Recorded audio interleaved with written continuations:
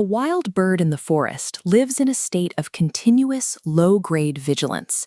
Its muscles are tight, its eyes scan the canopy, and its bloodstream is flooded with the hormone corticosterone, keeping it ready to launch into flight at the first sound of a snapping twig.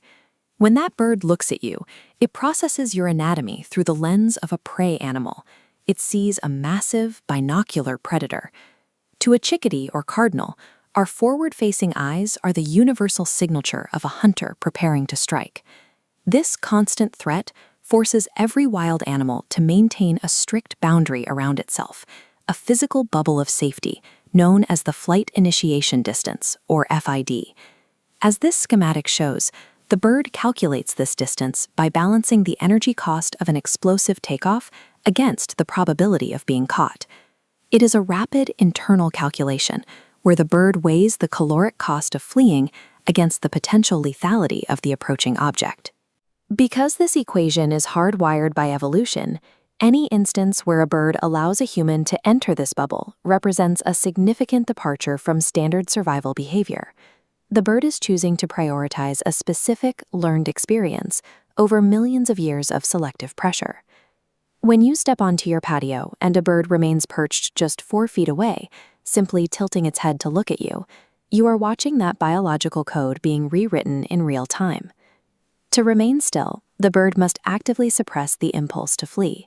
It has categorized your presence as a predictable, non-hostile landmark rather than a dynamic threat. This shift manifests in specific physical behaviors that require the bird to lower its defenses to a point that would be fatal in a typical forest environment. This transition begins internally.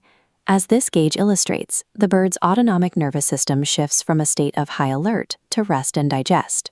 Stress hormones like corticosterone drop, replaced by a surge of dopamine and natural endorphins.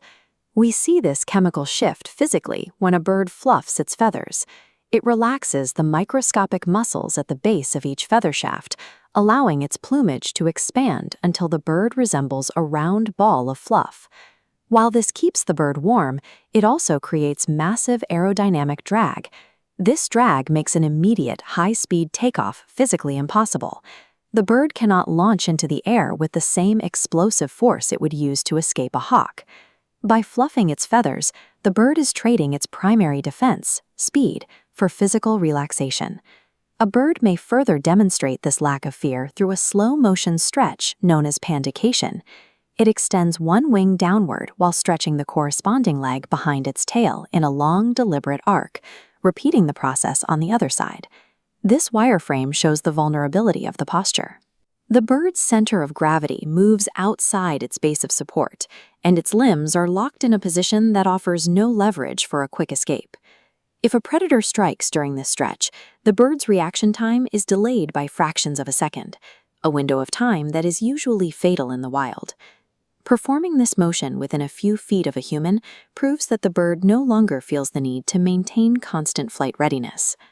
A bird's high-speed visual processing system is its most vital survival tool.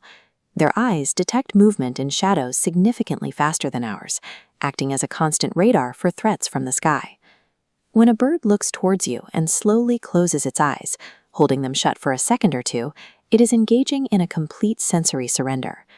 During those seconds of darkness, the bird is entirely blind to diving hawks or approaching predators. It has voluntarily disabled its most effective warning system. Turning off this radar signifies that the bird has accepted your presence as a zone of absolute safety. It is effectively relying on your eyes to watch the environment, allowing itself to rest while you serve as its sentinel. While these behaviors appear peaceful, they are driven by a survival strategy that provides a clear, measurable advantage to the bird. Ecologists measure this through a framework called giving up density. It calculates how much food a bird leaves behind when the perceived risk of staying outweighs the reward of eating. This equation shows how birds decide when to leave. They will feed until their harvest rate equals the combined cost of the energy they spend, the opportunities they miss elsewhere, and the risk of predation. When a bird trusts a human, the predation risk variable, represented here as P, effectively collapses to 0. This allows the bird to stay at the feeder until it has consumed every available seed, maximizing its energy intake. This trust translates directly into calories. By feeding efficiently and without constant interruption, these birds are able to maintain the high body temperatures required to survive freezing winter nights. When a bird fluffs its feathers or blinks slowly in your presence, it demonstrates the successful calibration of survival instincts to a specific environment. It has mapped your movements and your gaze, deciding that the typical rules of predator and prey do not apply to this specific interaction. In the bird's mental map of the world, you have been moved from the category of lethal threat to that of a biological shield, a predictable point of safety in a dangerous landscape.